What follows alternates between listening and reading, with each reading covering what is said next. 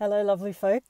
If you are over on Facebook, you will have already heard this message this morning. I did a Facebook Live on this topic. But if you're an Instagram purist and you don't follow me over on Facebook, then I just want to share this message here with you as well.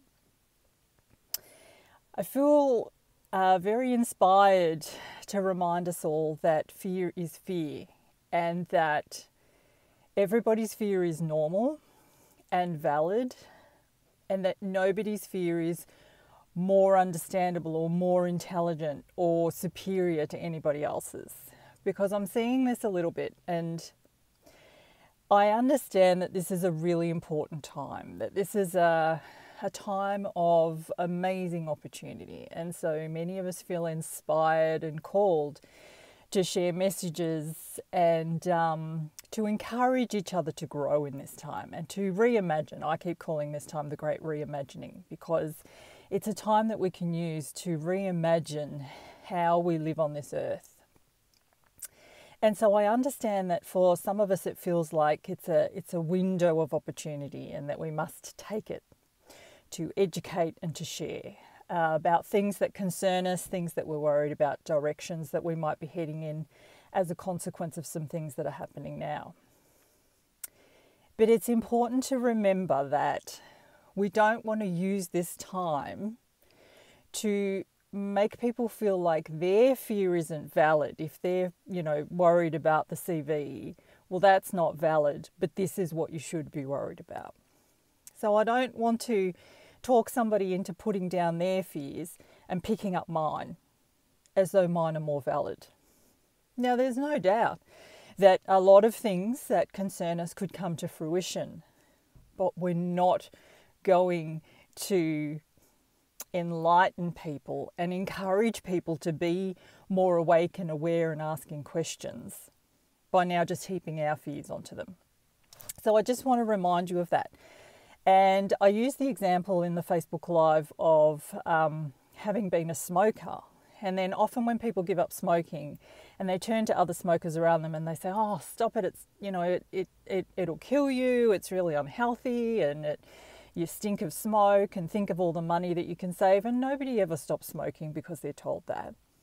People stop smoking because you model to them what it's like to move from being a smoker to being a non-smoker and what you can now do.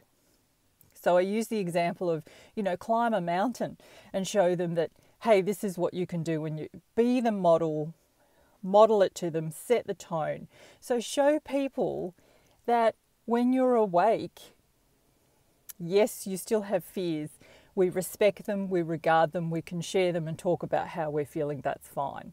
But we don't want to make decisions based on fear, and we don't want our messaging to be, my fear is more valid than yours, because it comes from some higher place or something.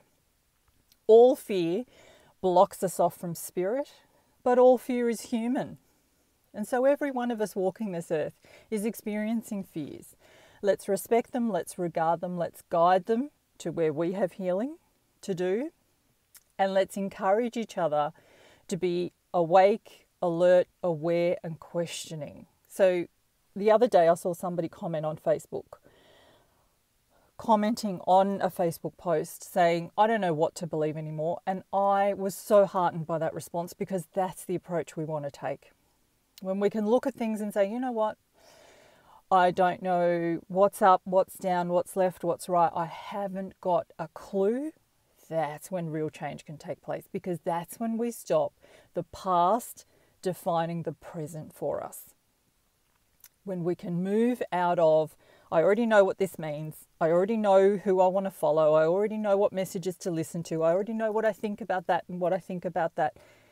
We're stuck, we're blocked, and we can't create real change. So let's move through our day as much as we can with an open mind, with an open heart.